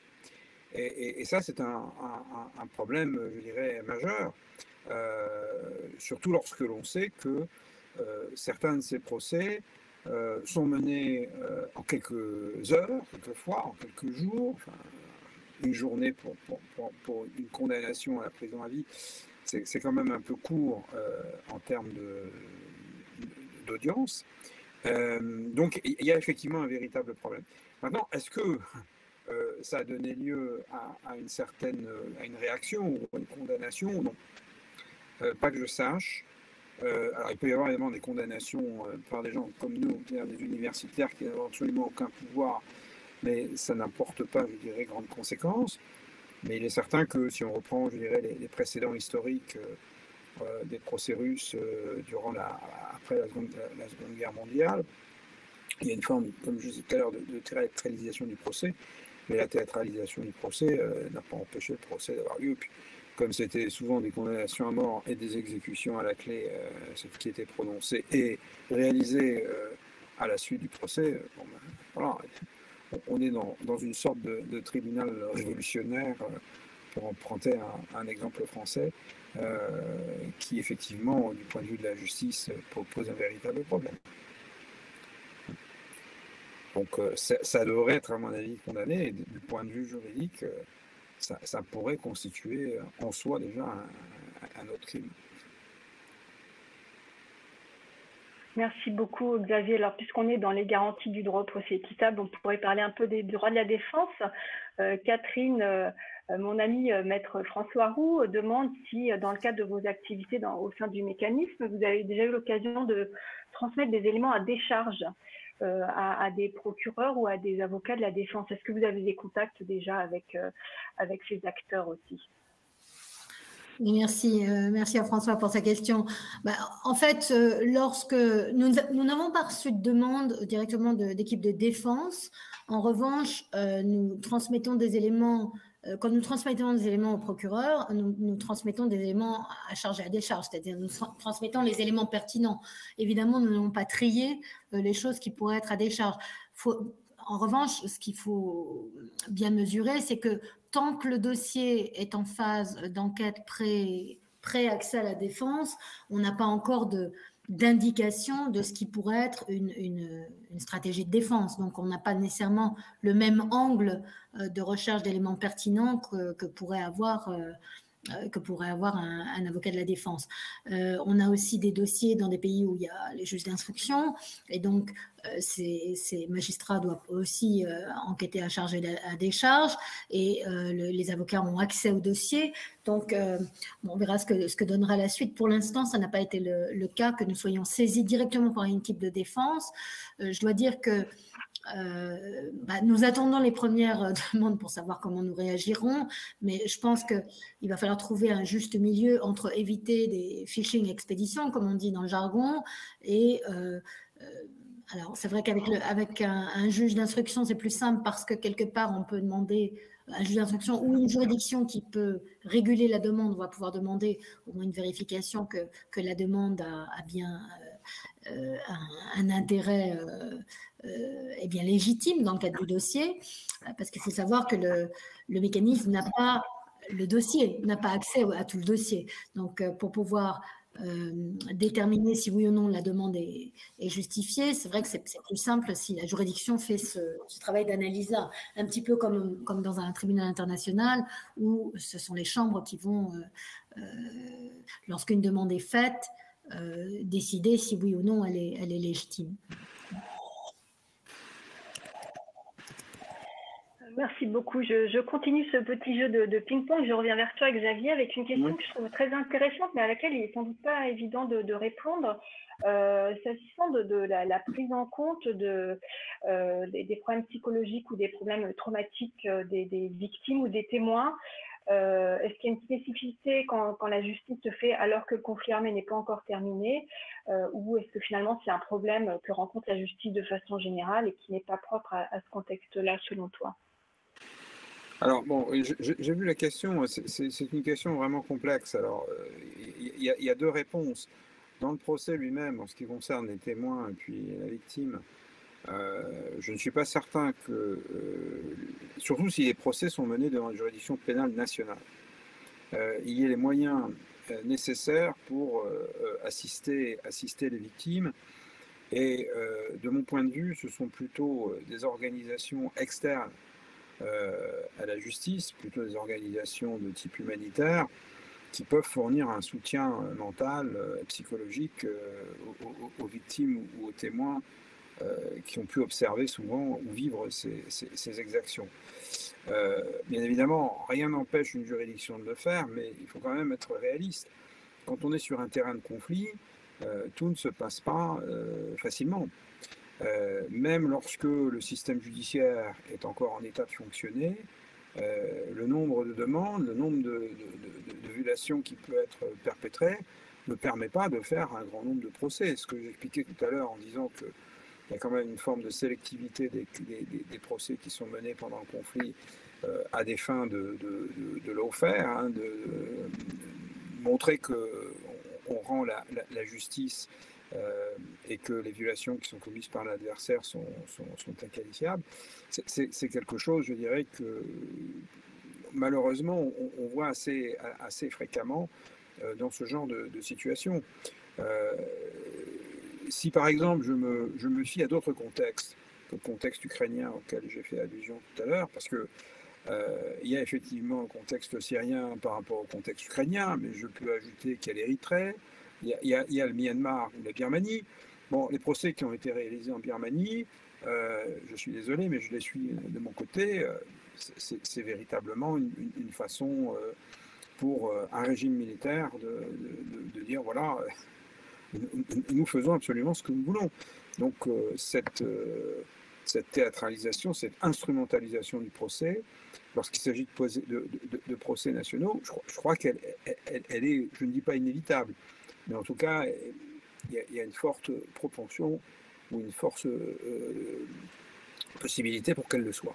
Donc ça c'est un problème véritable, et pour ces questions de soutien psychologique, je pense que dans les conflits, ce sont surtout des organes extérieurs aux juridictions qui viennent apporter ces soutiens, pour autant qu'elles puissent avoir accès aux victimes et qu'elles puissent avoir accès au point. Ça, je suis d'accord avec Catherine sur ce qui a été dit tout à l'heure.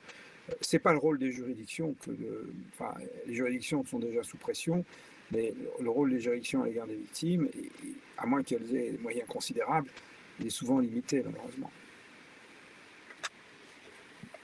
Merci. Alors, puisqu'on est sur les victimes, Xavier, il y a une question sur finalement, qu'est-ce qu'on peut proposer aux victimes en attendant l'organisation de ces procès? Est-ce qu'il y a déjà des moyens de satisfaire un minimum leurs attentes dans l'attente de ces procès, à ton avis? Parce que tu as parlé des difficultés sur l'après, la réparation, etc., mais même en amont. Qu'est-ce qu'on peut faire? Je vais faire un peu de publicité pour l'IFJD, c'est de la justice transitionnelle. C'est-à-dire que ça, c'est un véritable problème. Et moi, je l'ai vécu de l'intérieur quand je travaillais pour le comité international de la Croix-Rouge, c'est que, au fond, quand on est dans ces situations-là, il y a tout un pan de la justice qui est ignoré. Alors, la justice entendue de façon large, et il faut imaginer les processus de soutien, soit aux victimes, soit à leurs proches. Mais ça peut être des choses tout à fait matérielles, parce que souvent, ce sont des personnes qui se retrouvent absolument sans rien, et qui juridiquement sont dans des situations où elles n'existaient pas auparavant. Alors si on prend des sociétés, par exemple, où je dirais il y a de fortes discriminations sur le genre, on peut imaginer qu'une femme qui se retrouve seule avec ses enfants quand son mari a été je dirais, soit tué à la guerre, soit a fait l'objet d'une arrestation, se retrouve absolument dans le dénuement tout total sur le plan matériel et financier. Donc il faut penser la justice, non pas uniquement du point de vue pénal, mais la justice aussi dans la transition, peut-être au moment du conflit. Alors, je dirais que je ne vais pas me lancer dans une grande démonstration ce soir là-dessus. Alors c'est un problème qui mérite, à mon avis, une réflexion, un colloque à lui tout seul, en tout cas un programme de recherche. Tu me permets, Marina, d'ajouter un mot là-dessus? Bien sûr, bien sûr. Moi, je veux dire, dans le cas de la Syrie, il y a une grande question que de nombreuses familles de personnes disparues se pose, et c'est la question justement de ce qui est arrivé à leurs proches. Est-ce qu'ils sont encore en vie? Et s'ils sont décédés, où sont-ils? Est-ce qu'ils auront un jour accès à leur reste, etc. Est-ce qu'ils pourront les enterrer dignement? Et puis connaître les circonstances de leur disparition. Et ça, c'est quelque chose, je parlais des leçons apprises d'autres situations de conflits ou de crimes internationaux. Moi, ce que j'ai appris quand j'étais en Bosnie, c'est à quel point, des années après la constitution des archives d'un bureau de procureur, des entités comme le CICR, la Commission des personnes disparues, venaient essayer d'avoir accès à ces archives pour y trouver de l'information qui pourrait aider leur mandat de recherche des personnes disparues. Et je me suis dit, avec mes collègues au sein du mécanisme, très très vite au début, que nous avions une occasion en or, en fait, de penser cette question-là, qui va bien sûr au-delà de la justice pénale. La plupart du temps, ces informations-là, vous n'en avez pas besoin véritablement pour monter un dossier pénal, mais c'est des informations qui peuvent être cruciales pour apporter des réponses aux familles. Et donc, plutôt que de ne pas s'en préoccuper, nous nous sommes dit, si au moment où nous analysons les pièces, nous avons un regard sur ces questions-là, et nous nous sommes rapprochés des entités mandatées pour rechercher les personnes disparues, pour avoir de l'information spécifique sur ce qui les intéresse dans les archives pénales, et nous avons nos analystes, lorsqu'ils revoient des pièces, pour les besoins de répondre à une requête en assistance ou pour les besoins d'un produit analytique que nous développons, qui taguons systématiquement l'information qui est pertinente pour la recherche des personnes disparues. Et notre souhait, nous avons déjà commencé à partager ce type d'informations-là avec la Commission internationale des personnes disparues, mais notre souhait, c'est d'avoir justement une entité qui pourrait recevoir ce matériel-là et faire le match entre ces informations-là et les demandes des familles. Et je ne sais pas si vous le savez, mais le secrétaire général des Nations Unies a récemment, à l'année dernière, recommandé à l'Assemblée générale qu'elle crée un mécanisme de recherche des personnes disparues pour la Syrie. Et vraiment, nous nous associons à ce souhait-là parce que ce serait véritablement pour nous donner une utilisation plus importante à cet élément-là. Mais juste pour ajouter un mot sur la question de ce qui peut être fait pour les victimes, c'est dans la ligne de ce que j'évoquais tout à l'heure, c'est-à-dire qu'elles n'auront pas toutes accès à la justice, que ce soit la justice pénale ou même d'autres formes de justice. Faut être réaliste. Quand on est dans des crimes de masse de cette dimension-là, il y aura des victimes qui n'auront pas accès à la justice. Mais on peut quand même avoir une démarche volontariste d'engagement avec les communautés de victimes, leur parler des efforts qui sont faits, mettre en avant les procès qui ont eu lieu. C'est très compliqué quand on est victime de savoir ce qui se fait. Nous-mêmes qui sommes mandatés pour ce travail-là, nous allons dû aller à la pêche aux informations pour avoir une vision un petit peu globale du nombre de procès qui avaient eu lieu. Je crois qu'on en était, quand nous avons calculé l'année dernière, on en était à une trentaine de personnes poursuivis et ayant fait l'objet d'un procès, 28 condamnés, 2 acquittés, si je me souviens bien, entre 3 pays différents, puisque les autres ont des enquêtes mais n'ont pas encore abouti, et donc principalement l'Allemagne, la Suède, les Pays-Bas et un dossier en Hongrie. Vous voyez, c'est ce dont nous avons connaissance. Il y en a peut-être quelques-uns d'autres, mais alors qu'il y a des centaines d'enquêtes en cours. Donc, passer l'information, dire, faire que les procès se fassent aussi dans une langue que les victimes comprennent, parce qu'il ne s'agit pas seulement d'avoir une traduction des questions qu'on vous pose et traduit ensuite la réponse que vous avez faite. C'est aussi comment est-ce que le public de ces communautés de victimes peut savoir ce qui se passe dans ces procès.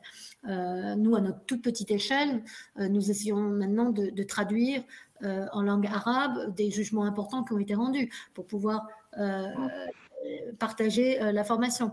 Il n'y aura pas accès au dossier total, mais au moins les informations, les conclusions qui sont prises et la base sur laquelle les conclusions sont prises dans les jugements, que ça puisse être accessible pour les victimes. Puis il y a bien d'autres choses. Le soutien psychologique, c'est clair que c'est une dimension importante. Nous avons au sein du mécanisme une psychologue qui intervient pour pouvoir faire les évaluations de des situations de personnes que nous allons entendre pour lesquelles il est important d'avoir le regard d'un psychologue, éventuellement le soutien d'un psychologue. Et puis évidemment, nous travaillons sur l'identification d'autres entités qui peuvent apporter le soutien, parce que nous n'avons pas la capacité d'apporter le soutien à chacune des personnes avec qui nous agissons dans le long terme, évidemment. Merci beaucoup à tous les deux pour ces éléments de réponse là, sur comment est-ce qu'on peut satisfaire un petit peu les attentes des victimes. J'en profite pour signaler, enfin vous faire part d'une proposition de Maître Roux qui suggère la création auprès de la Cour pénale internationale d'une commission à la française pour indemniser les victimes par provision sans atteindre la fin des procès. Ce serait effectivement une très très belle réforme, et je suis pas sûre que politiquement on arrive un jour à convaincre les États de modifier le statut de Rome pour cela. Je vous propose de changer un petit peu de sujet maintenant pour des questions peut-être plus techniques ou plus matérielles. Catherine, quelqu'un s'interroge sur justement les techniques très concrètes par lesquelles vous pouvez préserver, protéger les très très nombreuses données que vous recueillez. J'ai relevé le chiffre tout à l'heure, 2,7 millions de documents. J'imagine que les questions techniques informatiques et autres sont énormes. Est-ce que vous pouvez nous expliquer un petit peu comment tout ceci fonctionne, s'il vous plaît?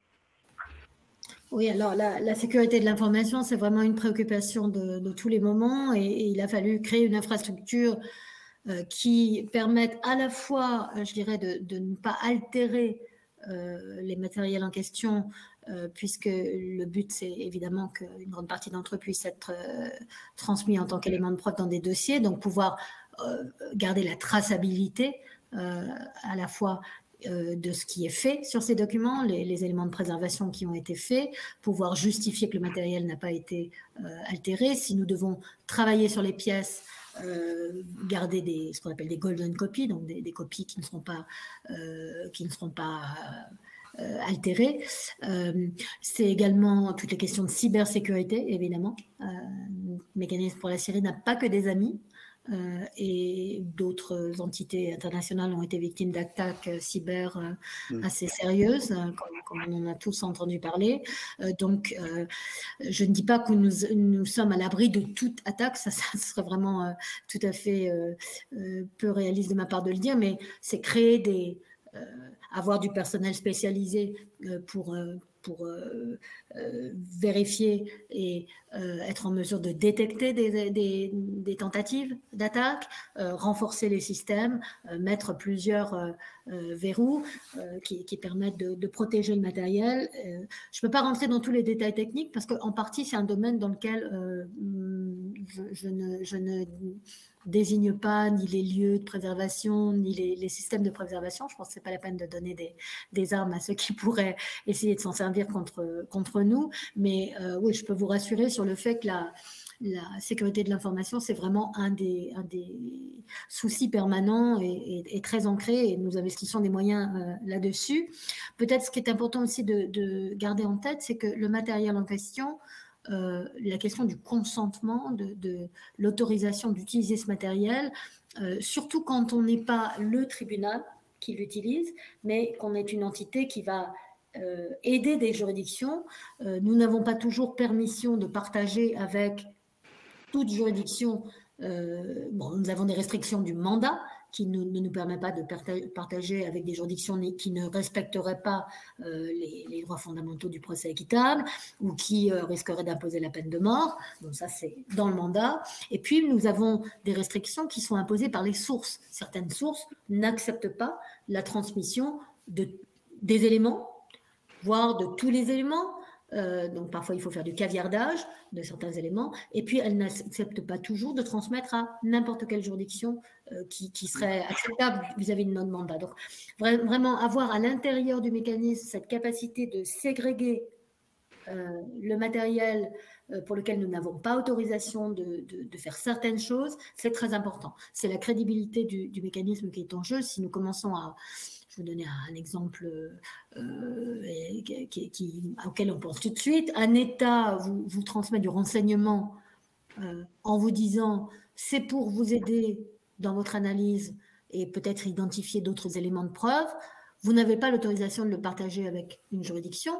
le jour où vous avez, par inadvertance ou volontairement, transgressé cette autorisation-là, c'est la fin de la crédibilité de votre entité. Et que ce soit un État ou que ce soit une personne que vous aurez mise en danger parce que vous n'aurez pas respecté les conditions attachées aux éléments de preuve qu'elle vous a transmis, c'est vraiment très, très important. Merci beaucoup. Une question pour Xavier, spécialiste de la justice transitionnelle. Selon toi, l'approche judiciaire au cours d'un conflit armé n'a-t-elle pas une incidence, enfin, a-t-elle une incidence sur la réconciliation? Peut-être on peut reformuler un petit peu la question. Est-ce que le fait que le conflit armé soit encore en cours, finalement, n'est pas plus important que l'existence de procédures judiciaires comme élément empêchant toute forme de réconciliation? Alors là, c'est une question qui évidemment dépend de deux choses. D'une part, la nature du conflit, parce qu'on parle de conflit armé, mais ça peut être un conflit armé interne, un conflit armé non international, un conflit armé international. La deuxième chose, c'est l'intensité de ce conflit. Est-ce que ce conflit est un conflit, je dirais, dormant ou latent, ou est-ce qu'au contraire, il s'agit d'un conflit de haute intensité? Il est certain que mener, je dirais, des poursuites judiciaires dans le cadre d'un conflit actif, où les combats font rage, ça n'est pas nécessairement facile. Est-ce que ça obère la réconciliation? À partir du moment où les parties se battent, la réconciliation est encore loin. Cela étant, bon, la réconciliation, c'est quelque chose qui se prépare en amont, et c'est au moment où on prépare, où on fait la guerre qu'il faut préparer la paix, et qu'il faut préparer, je dirais, cette notion de réconciliation.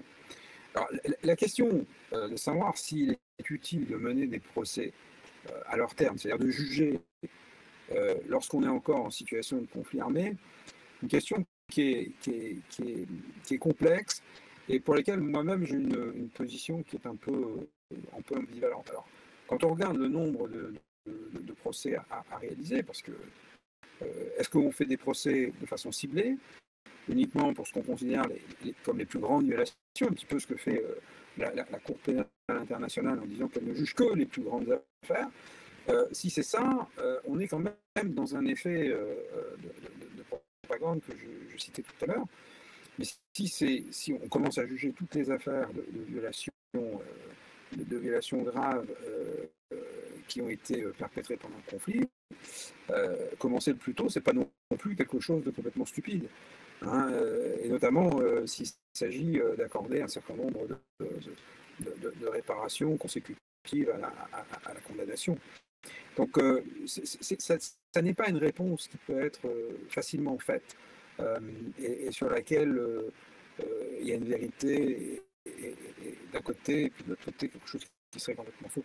Donc moi j'ai l'impression que il faut, pour que les procès puissent se dérouler, moi j'ai rien contre le procès s'il se passe dans de bonnes conditions et si les conditions sont réunies. Et évidemment, ça dépend aussi de la nature du crime. Enfin, tous ceux qui ont travaillé dans les procès pénaux internationaux savent que généralement, ce sont des procès qui font instruire extrêmement longtemps, qui sont extrêmement compliqués, qui impliquent, je dirais, la responsabilité de plusieurs personnes. Si on a un phénomène de coaction d'entreprises criminelles communes, ça nécessite d'avoir les personnes sous la main. On est devant quelque chose qui est gigantesque. Hein. Ça peut faire peur et le fait qu'on essaye de mener à bien des procès au moins sur des questions qui sont facilement résolvables, pour lesquelles on peut avoir la certitude qu'une procédure pénale régulière sera respectée, un droit au procès équitable, pour faire simple, ça peut être envisageable. Mais il ne faut pas rêver, on n'ira quand même pas très, très loin. Évidemment, la notion de conflit armé impose de savoir combien de temps le conflit armé va durer. Ça, c'est difficilement prévisible. Merci beaucoup. Peut-être une dernière question pour vous, Catherine. Vous avez évoqué tout à l'heure dans votre exposé des allégations de crimes commis par Daesh, mais aussi des crimes commis évidemment par le régime syrien. Est-ce que vous avez eu à traiter de crimes qui auraient été commis par d'autres acteurs? Ou est-ce que c'est dans votre mandat d'ailleurs ou pas? Oui, le mandat ne différencie pas entre les affiliations des auteurs potentiels. En fait, ce qui compte, c'est la gravité des crimes. Donc, quand j'évoquais nos lignes d'enquête approfondies, dans le cadre de l'enquête structurelle, je vous ai donné ces 3 exemples-là, mais évidemment, dans les 193 enquêtes pour lesquelles nous avons été saisis de demandes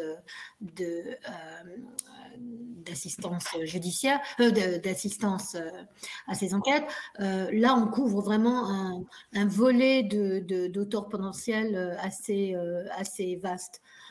Tous, je ne dirais pas, mais une grande partie des acteurs auxquels on pense font l'objet de ces enquêtes, et vous comprendrez que comme une partie d'entre elles sont encore au stade d'enquête, beaucoup d'entre elles, je ne peux pas être plus précise. Mais en tout cas, le mandat n'est pas limité à l'appartenance à telle ou telle affiliation. Et c'est vrai pour les communautés de victimes également. Hein.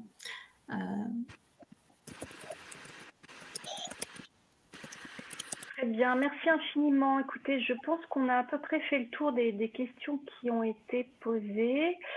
On va peut-être vous laisser souffler, profiter de votre soirée. Donc, vraiment un très, très grand merci à vous deux pour vos interventions absolument passionnantes et qui ont soulevé des questions qui, je pense, pourront inspirer le professeur Macias et Magali Bess pour d'autres conférences à l'avenir.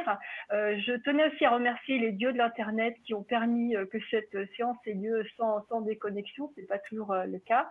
Remercier enfin les membres du public pour les questions très pertinentes qui ont été posées. Je vous rappelle que la présente séance sera d'ici quelques jours accessible sur la chaîne YouTube de l'Institut Joannet. Vous pouvez aussi la récupérer via le site internet de l'Institut Joannet. Donc faites de la publicité pour ces conférences parce que vraiment on y apprend beaucoup. Et je finirai en vous disant que nous avons rendez-vous le 2 février prochain pour parler des défis contemporains des conflits. Donc encore certainement beaucoup de choses passionnantes qui vont être évoquées. Un grand merci à tous, spécialement à vous Catherine et Xavier, et à très bientôt. Merci, au revoir. Merci, au revoir. Beaucoup. Au revoir.